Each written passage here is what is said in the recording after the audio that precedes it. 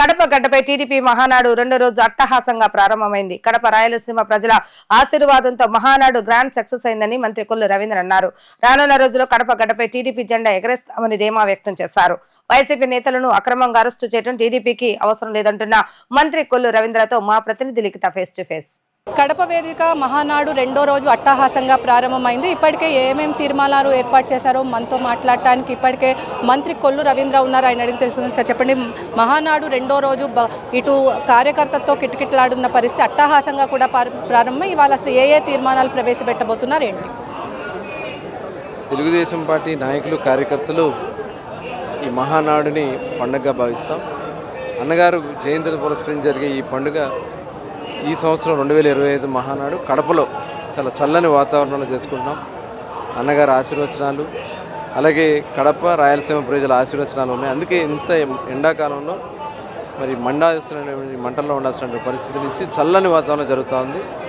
ఇది నిజంగా మరి ఒక అద్భుతం అని చెప్పి తెలియజేస్తా ఉన్నాం. అలాగే ఆనవాయితీగా ఏదైతే తీర్మానం ప్రవేశపెడతామో దానికి భిన్నంగా ఈసారి 6 శాసనాలని యువ నాయకుడు నారా లోకేష్ గారు ప్రవేశపెట్టడం జరిగింది. ప్రధానంగా మరి కార్యకర్తే అధినేతగా అలాగే తెలుగు తేజం ఇలాంటి కార్యక్రమాలన్నీ కూడా ఈ తీర్మానాల్లో ఉండడం అనేది ఒక విశేషమైనటువంటి మన తెలుగువారి యొక్క గొప్పతనాన్ని ప్రపంచానికి చాటిన విధానం.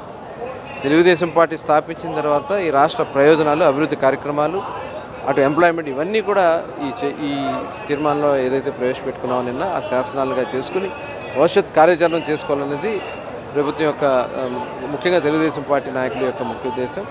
యువ నాయకుడు నారా లోకేష్ గారు ఈ తీర్మానం చేశారు. రేపు ఈరోజు కూడా మిగతా తీర్మానాలను కూడా సాయంత్రం కంప్లీట్ చేసుకుంటాం.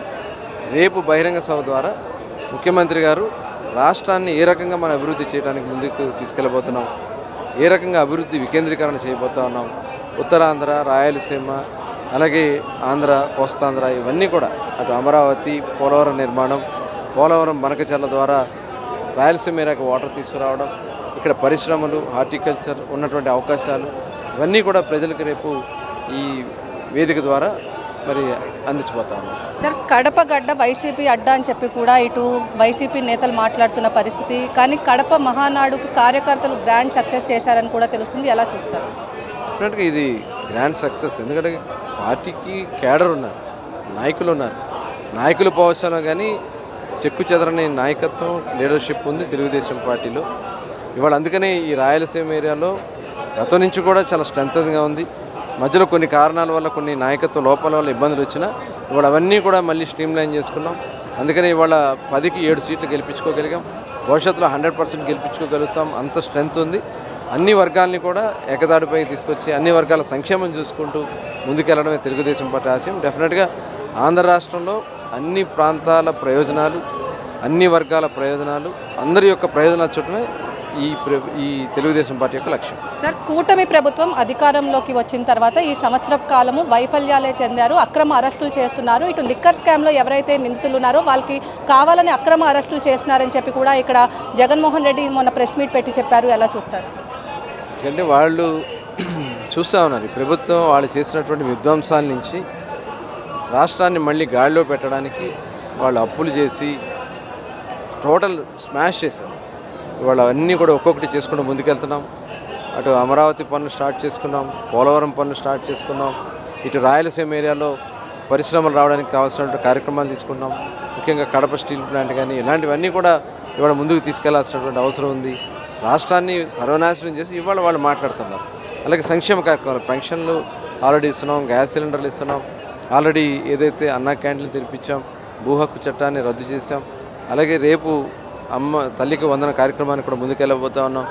రైతులకు కూడా ఇవాళ అన్నదాత కింద రైతులు కూడా ఇవ్వబోతున్నాం. ఇవన్నీ కూడా ఇచ్చినటువంటి ప్రతి హామీని నిలబెట్టుకుంటూ ఇవాళ ఇన్వెస్ట్మెంట్స్ వస్తున్నాయి. 20 లక్షల మంది ఎంప్లాయ్మెంట్ క్రియేట్ చేయడం, ఈ లక్ష్యాలతో ముందుకెళ్తున్నాం. సార్, రాష్ట్రంలో వైసీపీ నేతల్ని కానీ వైసీపీ కార్యకర్తలను కానీ అక్రమ అరెస్టులు చేస్తున్నారని చెప్పి కూడా ఒక కామెంట్ చేశారు. ఎలా చూస్తారు? అక్రమ అరెస్టులు చేయాల్సిన అవసరం లేదు. వాళ్ళందరూ కూడా దాంట్లో భాగస్వామ్యం. వాళ్ళు చేసినటువంటి అవినీతి అక్రమాలు బయటపడుతున్నాయి. వాటిలో వాళ్ళు నిందితులుగా ఉన్నారు. నిందితులుగా ఉన్న వాళ్ళని అరెస్ట్ చేస్తాం, చర్యలు ఉంటాయి. ఆల్రెడీ విచారణ జరుగుతుంది. ఇంకా పెద్దవాళ్ళు కూడా ఉండేదానికి అవకాశం. మొత్తం మీద చూసుకున్నట్లయితే మహానాడు కడప నాడు గ్రాండ్ సక్సెస్ అయిందని చెప్పుకోవచ్చు. ఇటు వైసీపీ అధినేత జగన్ కుట్ర రాజకీయాలు చేస్తున్నారని చెప్పి ఖచ్చితంగా ఏదైతే కడప గడ్డపై ఇటు మహానాడు గ్రాండ్ సక్సెస్ అయిందని కూడా చెప్పుకోవచ్చు. ఈ నేపథ్యంలో లిక్కర్ స్కామ్లో ఎవరైతే ఉన్నారో వాళ్ళని ఎవరిని అక్రమ అరెస్టులు చేయట్లేదు, చట్టం తన పని తాను చేసుకుంటూ పోతుందని చెప్పి కూడా ఇక్కడ మంత్రి కొల్లు రవీంద్ర అయితే చేస్తున్నారు. తమకు వైసీపీ నేతల్ని అక్రమ అరెస్టు చేసే అవసరం లేదని చెప్పి కూడా ఇక్కడ కొల్లు రవీంద్ర చెప్తున్న పరిస్థితి. ఇది ఇక్కడ ఉన్న పరిస్థితి. వీడియో జర్నలిస్ట్ అఖిల్తో లిఖిత, వి డిజిటల్ న్యూస్, మహానాడు ప్రాంగణం నుంచి.